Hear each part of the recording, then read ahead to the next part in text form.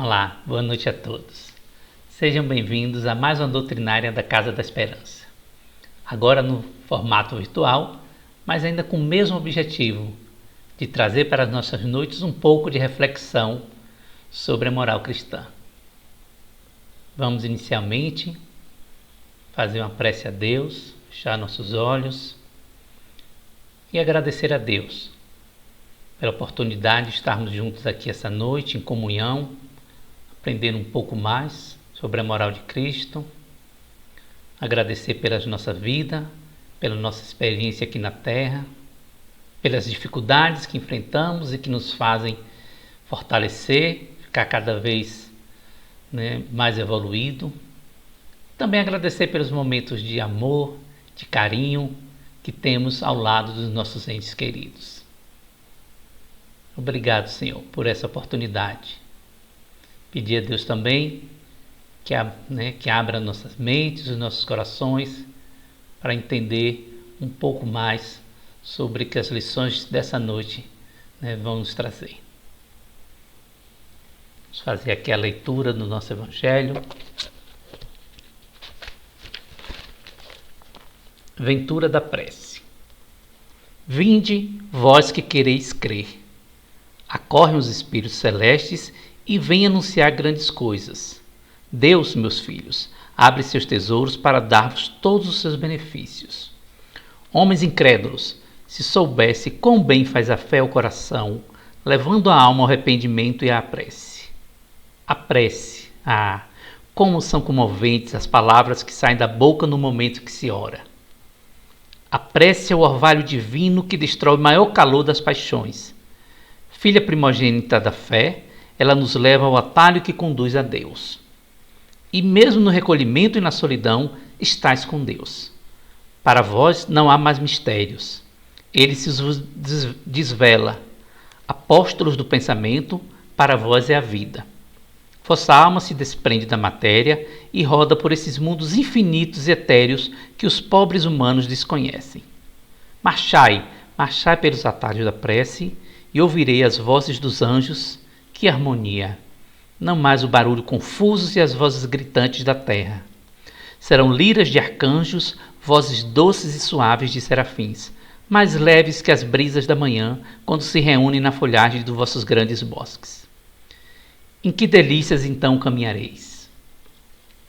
Vossas línguas não poderão definir essa felicidade, tal a forma que ela entrará por todos os vossos poros, tal a fonte em que se bebe, orando é viva e refrescante.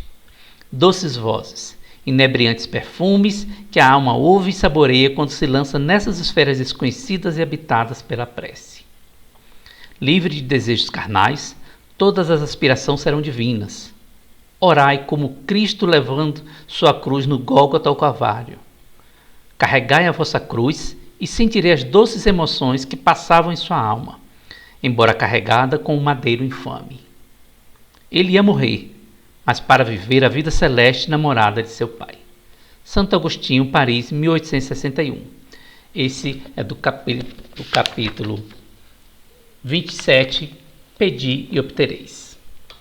Então, dando continuidade à nossa doutrinária, então vamos convidar ao nosso irmão Sérgio Tranzilo para dar continuidade ao estudo do livro Jesus no Lar. Boa noite. É com satisfação que participamos mais uma vez dessa doutrinária virtual da nossa Casa da Esperança. E hoje, como já foi colocado, nós vamos trazer aqui o capítulo 8 do livro Jesus no Lar, cujo título é O Príncipe Sensato, que é uma lição fantástica para a nossa vida. Aliás, como todos os outros capítulos desse livro, e que trazem uma riqueza profunda nas palavras de Jesus. Como sempre, é colocado nesse livro uma situação, uma dúvida dos apóstolos, e a partir daí Jesus dá um roteiro, um guia de vida, através de uma história, de uma parábola. E Neio Lúcio começa assim a narrativa desse capítulo. Comentavam os apóstolos entre si qual a conduta mais aconselhável diante do Todo-Poderoso. Então, de início, a gente começa a refletir. Qual é o problema que os apóstolos traziam? Qual era a dúvida, Qual deve ser a nossa conduta diante de Deus, diante de suas leis, diante da vida? Como conduzir a nossa vida de acordo com as leis divinas, em direção aos nossos objetivos maiores? Eu vou usar aqui, dar um novo formato a essa pergunta dos discípulos, né? Eu vou colocar que seria: qual deve ser a nossa atitude diante da vida, né? Essa era a dúvida dos apóstolos naquela época e certamente é uma dúvida que ainda insiste, né, em estar em nossa mente, nas nossas reflexões. E Jesus então vai começar a história e eu vou ler alguns parágrafos na íntegra para não perder a beleza e a profundidade da lição. Ele começa então narrando assim: certo rei, senhor de imensos domínios, desejando engrandecer o espírito dos filhos para conferir-lhes herança condigna, conduziu-os a extenso vale verdoengo e rico de seu enorme império, e confiou a cada um determinada fazenda, que deviam preservar e enriquecer pelo trabalho incessante.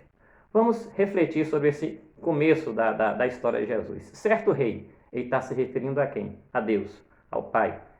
Engrandecer o espírito dos filhos. Quem são os filhos? Somos todos nós. Para lhes conferir uma herança condigna. Que herança é essa que Deus deseja para os seus filhos? A evolução espiritual.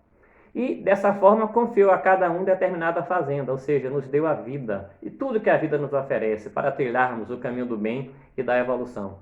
Quando ele se refere a essa questão de ter dado uma fazenda, aqui a gente pode inclusive ter uma abordagem maior, mais profunda, um significado mais profundo desse termo. Talvez permeando aí o conceito das ciências econômicas. Eu diria que fazenda aqui não é só um pedaço de terra, a gente pode interpretar isso como sendo um conjunto de bens, nesse caso de bens espirituais, pelos quais devemos engrandecer o nosso ser e buscar a nossa evolução. Mas, na história, Jesus afirma que esse Deus, que ele se refere, ou esse rei, que ele coloca, conduziu seus filhos, ou nos conduziu, através de um vale verdoengo, né? Aí eu começo a pensar, poxa, o que é isso? O que é esse verdoengo? É interessante que a leitura espírita nos traz não só um conjunto de lições morais, mas nos obriga também a melhorar o nosso vocabulário, né? Então, verdoengo é o quê? É aquilo que não está maduro, ainda precisa desenvolver-se. E aí eu pensaria, eu diria, simples e ignorantes, como todos nós estamos criados, né? Para o caminho da evolução, para amadurecer. Fomos criados assim, verdoengos, para que pudéssemos, a partir daí, conduzir a nossa vida em busca do crescimento espiritual, com um terreno fértil. Por que com um terreno fértil? Porque nascemos simples e ignorantes, mas com todas as potencialidades para serem colocadas para fora, digamos assim, para serem redescobertas, para trabalharmos todas essas potencialidades, para semear, para frutificar no futuro. Então nós recebemos do Pai a fazenda, e aí nesse sentido a gente pode dar duas interpretações. Ou nós podemos pensar nisso do ponto de vista mais geral. Então eu diria que receber a fazenda corresponde à criação do ser espiritual, de cada um de nós enquanto espírito. Ou podemos fazer uma análise dessa lição para aplicá-la em cada vida nossa, em cada encarnação. Então diríamos que receber a fazenda poderia ser nascemos, né, em uma nova encarnação, em uma nova vida.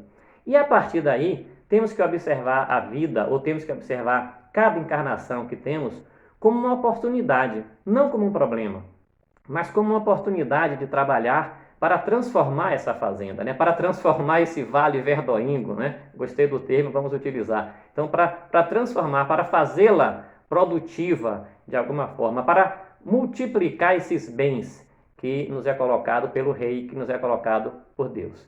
E Jesus, na sua narrativa, ele diz que o Pai desejava desses filhos a coroa da compreensão, do amor e da sabedoria. Coisas que somente poderiam ser conquistadas através da educação e do serviço, através do aprendizado e do trabalho diário, do trabalho constante. E ele continua dizendo que para alcançar esse objetivo, ou seja, para desenvolver esse vale verdoengo, para fazê-lo amadurecer, não é? O rei, sabendo que os filhos deveriam utilizar material transitório, deu-lhes tempo marcado para as construções que lhes seriam indispensáveis mais tarde aos serviços de elevação. Então observe se Jesus não está falando de cada um de nós, da nossa vida, da nossa existência, né? Sabendo que os filhos deveriam utilizar material transitório. Que material transitório é esse? O corpo físico que nós estamos utilizando nesse momento. Deu-lhes um tempo marcado para as construções. O que seria esse tempo marcado? Os anos de vida. A programação reencarnatória, para que pudéssemos utilizar esse tempo construindo a nossa transformação através do serviço e através da educação, do aprendizado. E esse tempo de construção é um tempo limitado. Nesse sentido, nós não podemos ficar parados, né? Senão o tempo vai passar e a fazenda não vai produzir, não vai crescer, não vai se desenvolver. Não vamos fazer as construções necessárias nesse espaço que recebemos. Tá? E quando a gente fala em construção, essas construções são construções internas no nosso ser. Não é de bloco de concreto, né? É dentro daquilo que Jesus coloca na história: compreensão, amor e sabedoria. Mas às vezes nós nos descuidamos um pouco, nos desviamos da oportunidade de serviço que a vida nos dá e tratamos muito mais de descansar do que de efetivamente realizar um trabalho, aproveitar tudo aquilo que temos nesses instantes, pensando apenas no hoje, no aqui, no agora. E quando eu falo em descansar, é lógico que eu não estou falando aqui do descansar fisicamente, do repouso, que é necessário para refazermos as energias do corpo, no organismo, mas descansar no sentido de nos afastarmos da lei, nos descuidarmos dos princípios morais que são necessários para a edificação do espírito. Então, às vezes, a gente se descuida desse conhecimento que nós já temos intrínseco no ser a respeito das leis morais, a respeito dos princípios que devemos seguir. E para reafirmar que esse tempo é curto, e nesse sentido nós precisamos agir com eficiência para buscar a nossa transformação, a mudança nas nossas vidas, a história que Jesus relata, essa parábola que ele nos traz nesse capítulo, continua assim. Assim procedia, porque o vale era sujeito a modificações, e chegaria um momento em que a arrasadora tempestade visitaria a região, guardando-se em segurança apenas aqueles que houvessem erguido um forte reduto. Mais uma vez aqui eu vou dizer que nós podemos dar duas interpretações a essa passagem da história de Jesus, né? Sobre essa arrasadora tempestade que chegaria, que iria visitar a região onde os filhos estavam, né? A primeira interpretação seriam os problemas da vida. O que é essa arrasadora tempestade? São os problemas, são as dificuldades que chegariam, ou que já chegaram, que nos visitam periodicamente no dia a dia da nossa vida. E que ao chegarem, elas precisam encontrar uma edificação robusta, precisam encontrar um preparo interior para que a gente enfrente essas adversidades. E o que é essa edificação robusta? É a transformação moral, é o preparo moral que devemos construir ao longo da nossa vida. E aqui é inevitável lembrar, tá, as nossas histórias da infância, lembrar o que a gente conhecia, as histórias que a gente conhecia no nosso tempo de criança, né? E aí eu vou dizer aqui que o nosso amigo Jair Coutinho, que gosta tanto de fábulas, se estivesse fazendo essa palestra, esse tema, certamente, nesse momento agora, ele iria se lembrar da história dos três porquinhos, né? Então, chega a tempestade, quem é que vai efetivamente conseguir vencer essa adversidade, né? Quem é que faz a edificação, quem é que fez a edificação robusta para poder permanecer sossegado e protegido ao longo dessas intempéries que vão surgir na vida, não é isso? Mas essa arrasadora tempestade, ela pode ter uma outra interpretação também aqui. Nós podemos dizer que ela significa a morte, né? Que é algo inevitável para todos nós. Quando a morte chegar, porque vai chegar para todos nós, já dizia o poeta que a gente mal nasce e começa a morrer. Então, quando esse momento chegar, para que a gente tenha tranquilidade, é preciso ter construído um forte reduto interno. E mais uma vez, que reduto é esse? São as virtudes adquiridas ao longo da nossa vida, né? Através da forma que nós conduzimos a vida, aproveitando cada oportunidade para desenvolver efetivamente essas virtudes, fazer desabrochar essas potencialidades que nós já trazemos, esse terreno fértil que o Criador já nos dá desde o nosso nascimento, desde a nossa criação. Então, essa morte, essa arrasadora tempestade vai chegar para todos nós. E o que é que nós fizemos, ou fazemos, ou estamos fazendo enquanto aguardamos esse momento? Aí é inevitável aqui lembrar do grande filósofo Mário Sérgio Cortella, eu gosto muito de citar as suas colocações, quando ele nos traz o seguinte texto: não é a morte que me importa, porque ela é um fato. O que me importa é o que eu faço da minha vida enquanto a minha morte não acontece, para que essa vida não seja banal, superficial, fútil e pequena, né? Então, o que é que eu faço da minha vida? Que atitude eu assumo diante do Todo-Poderoso, diante de Deus, diante das suas leis, diante da vida que Ele nos coloca? O que é que eu edifico? O que é que eu construo? O que é que eu tenho transformado em mim ao longo dessa vida? E Jesus então continua a história dizendo que o soberano, esse rei, depois que dividiu todas as terras com os filhos, ele se retirou. O que é que significa isso na nossa vida? Ele nos deu o livre-arbítrio, para que nós pudéssemos efetivamente conduzir os nossos caminhos. E a história continua com a informação de que esses filhos tomaram caminhos diferentes, passaram a assumir diferentes atitudes diante da vida. Né? Vamos lembrar a pergunta inicial que motivou a narrativa de Jesus, né? É que qual seria a conduta mais aconselhável diante de Deus, diante de suas leis, ou qual a nossa atitude mais recomendada diante da vida. Essa história, inclusive, lembra outras parábolas de Jesus, como a parábola do filho pródigo, do festim de núpcias, né? Muitos chamados, poucos escolhidos, muitos temos oportunidades, mas nem sempre aproveitamos todas essas oportunidades. Mas a história vai continuar afirmando que alguns daqueles filhos que receberam esse material para trabalhar, eles conduzem a sua vida de forma leviana. E Jesus então vai citando algumas das suas atitudes, das atitudes desses indivíduos levianos. E que eu diria que certamente correspondem a muitas das atitudes nossas no dia a dia, devem ser familiares a cada um de nós. Vamos nos ver, vamos nos identificar com algumas dessas atitudes. E Jesus então diz assim: entraram em compridas conversações com respeito às leis de solidariedade, justiça e defesa, cada qual a exigir especial deferência dos outros. Então, vamos analisar isso, né? Como é que isso se aplica a cada um de nós? Conversamos muito, né? E agimos pouco, tá? Exigimos muito dos outros, exigimos dos outros compreensão, paciência, solicitude. E o que é que nós damos efetivamente para o nosso irmão? Continua Jesus se referindo às características desses indivíduos, não é, que não aproveitaram a oportunidade. Quase ninguém cuidava da aplicação dos regulamentos estabelecidos pelo governo central, né?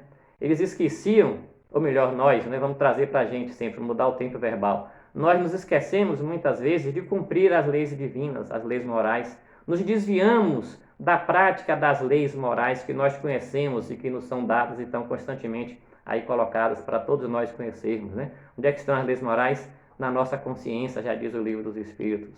E continua Jesus: esmeravam-se em procurar recursos sutis. Essa é fantástica. Eu vou repetir porque realmente eu acho muito interessante essa caracterização que Jesus coloca desses filhos levianos daquele rei. Esmeravam-se em procurar recursos sutis com que pudessem sonegar, sem escândalos visíveis entre si, os princípios a que haviam jurado obediência e respeito, né? O interessante está nessa parte, sem escândalos visíveis. O que é isso? São as pequenas infrações que nós cometemos da lei de Deus, que eu me refiro, né? Aí eu poderia pensar assim, poxa, mas eu sou um cara tão bonzinho, né? Eu nunca matei, nunca roubei, nunca agredi, nunca maltratei no sentido de agredir ninguém ao longo da minha vida, né? Então eu sou um cara que estou no caminho do bem, eu estou buscando de fato essa perfeição, nunca fiz nada disso. E os pequenos enganos que nós cometemos no dia a dia, né? E a falsidade com que às vezes agimos perante o irmão. A aceitação de alguma coisa que nem sempre nós temos o direito efetivamente àquilo. Algumas situações que nós recebemos vantagens, que conseguimos vantagens, e que talvez a gente saiba que alguém está perdendo ou está sofrendo em consequência daquilo, né? Às vezes são pequenas corrupções que nós fazemos no nosso dia a dia e que terminam, muitas vezes, todos nós fazemos, né? Essas pequenas infrações. E uma coisa interessante que eu gostaria de colocar aqui é o seguinte: não existe meia ética. Certa vez eu estava conversando com um colega nosso e colocava assim, não, mas isso é muito ético, você é muito ético. Não existe muito ético, nem pouco ético. Eu acho que o indivíduo tem uma atitude, uma ética que ele caracteriza. A Cortella diz que todos nós temos uma ética, né? A nossa ética própria. Então, é aquela forma que nós desenvolvemos e nos comportamos diante das situações da vida. Não existe muita, nem existe pouca. É o comportamento. Qualquer infração está indo de encontro a esses princípios que devemos efetivamente cumprir. Então, eu poderia dizer, por exemplo, aqui, olha, eu não dei nunca na minha vida nenhum desfalque milionário no meu trabalho, né? Nunca tirei nenhum dinheiro da saúde, da educação, de grandes empresas, eu nunca fiz isso. Mas eu dei R$50 a um policial para ele não me multar, por exemplo, no trânsito, né? O que é isso, senão também estarmos cometendo uma pequena infração, estarmos fugindo do princípio ético da nossa vida. Não, eu nunca matei ninguém. Tá, ótimo. Mas eu deixei de perdoar, né?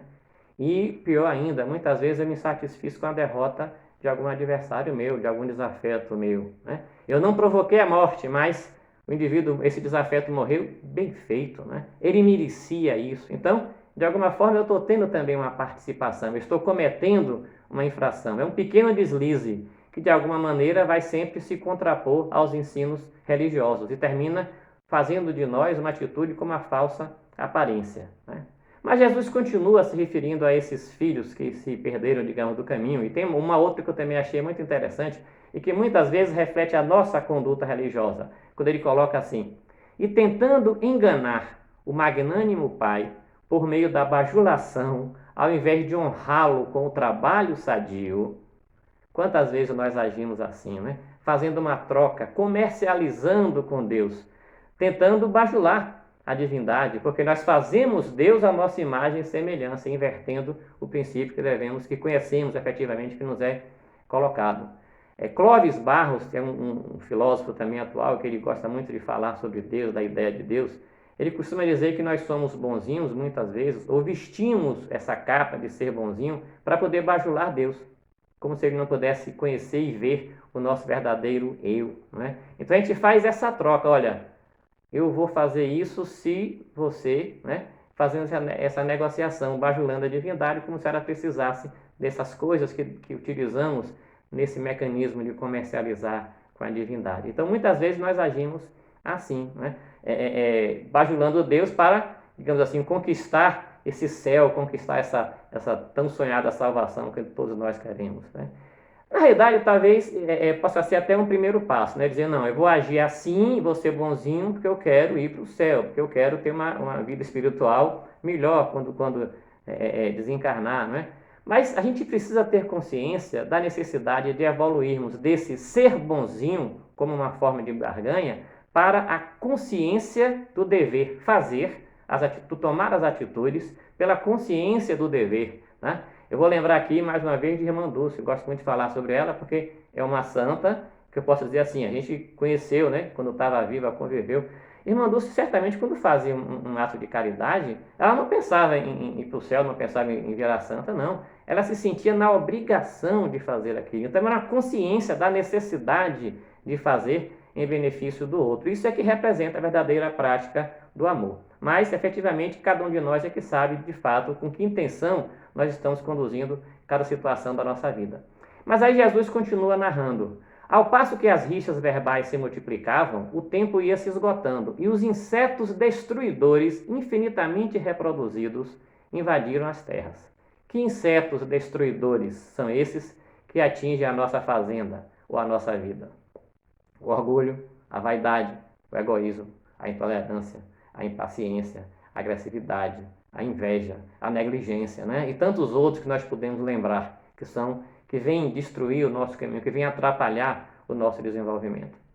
Mas existem duas formas de viver. Até aqui nós falamos daqueles que não conduziram de uma forma adequada, que conduziram a vida com imprevidência, com ignorância, com insensatez, né? Que talvez se caracteriza ou constitua a maioria da humanidade. Muitos de nós ainda agimos assim.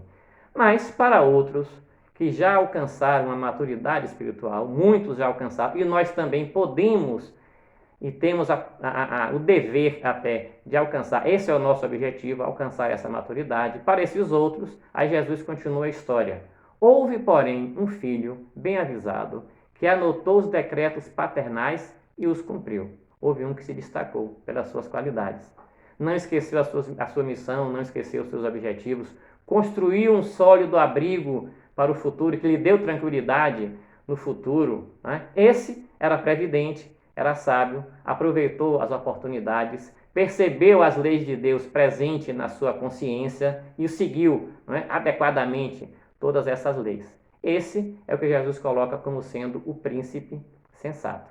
Ser sensato é ter bom senso, é aplicar perfeitamente a razão, é ser previdente, é fazer aquilo que se espera efetivamente, é ser equilibrado, ser prudente, né? Esse príncipe sensato, então, cultivou, semeou adequadamente e colheu tudo aquilo que ele plantou. E Jesus então continua na sua história. Quando a tormenta surgiu, o príncipe sensato, que amara o monarca, cumprindo-lhe a vontade, pelo trabalho de cada dia, com o suor do rosto, foi naturalmente amparado. A tormenta surgiu, né? A morte chegou, os problemas chegaram, a morte chegou, ele foi acolhido, cumpriu o seu dever. E Jesus dá uma receita para isso, né? nessa narrativa, quando ele nos diz: o príncipe sensato, que amara o monarca, amará a Deus sobre todas as coisas, cumprindo-lhe a vontade. Qual era a vontade? A coroa da compreensão, do amor e da sabedoria, pelo trabalho de cada dia, com o suor do rosto. Aí a gente vai lembrar aqui, quando ele faz essa colocação, de uma frase de Chico Xavier, quando ele disse certa vez que nós evoluímos sempre desidratando, né? Perdendo água. Então Chico dizia assim: todos evoluem desidratando, seja pelo suor do trabalho ou pelas lágrimas do sofrimento. Aí cabe a nós escolher de que maneira nós queremos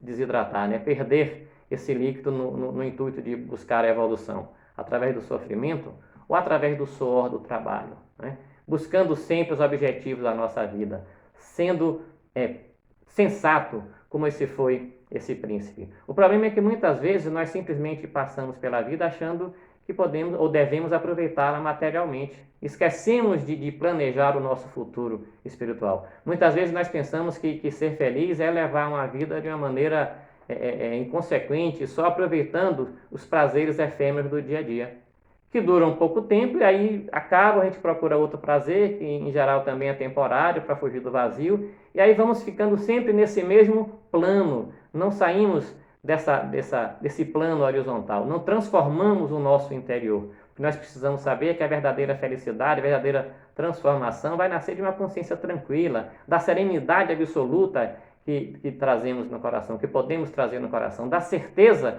de termos feito cada dia o melhor que está ao nosso alcance para crescer, para nos desenvolver. Teilhard de Chardin, um filósofo francês que viveu no século XIX, um padre jesuíta, no livro Homem e Deus, ele tem um texto fantástico que eu gosto muito, Reflexões sobre a Felicidade, onde ele nos mostra 3 atitudes que devemos tomar diante da vida. Jesus aqui nos falou de 2, né? No livro Teilhard de Chardin fala de 3 atitudes que podemos tomar diante da vida. E ele nos compara como se fôssemos excursionistas que tivéssemos saído para subir uma montanha, tá? E relata, digamos assim, a história um pouquinho antes de começar essa subida. Ele diz que aquele grupo pode assumir 3 atitudes diferenciadas. Uns se arrependem de ter saído de casa, acham que é muito cansaço, que é muito trabalho, que é muito perigo e decidem voltar atrás.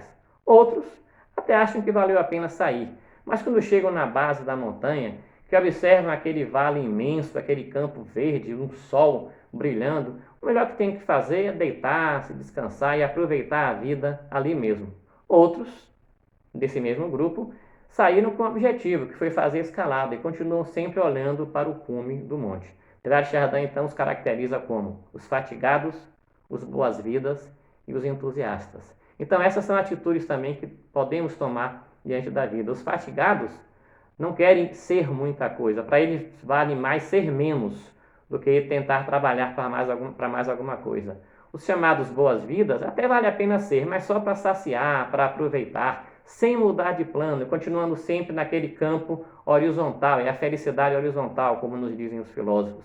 E o terceiro são os entusiastas. Eles percebem que viver é uma ascensão. É possível sempre fazer alguma coisa a mais, é possível sempre melhorar o seu estado de ser, na sua forma de vivenciar o dia a dia dessas oportunidades que nós temos, né? E aí eu lembro também de Fernão Capelo Gaivota.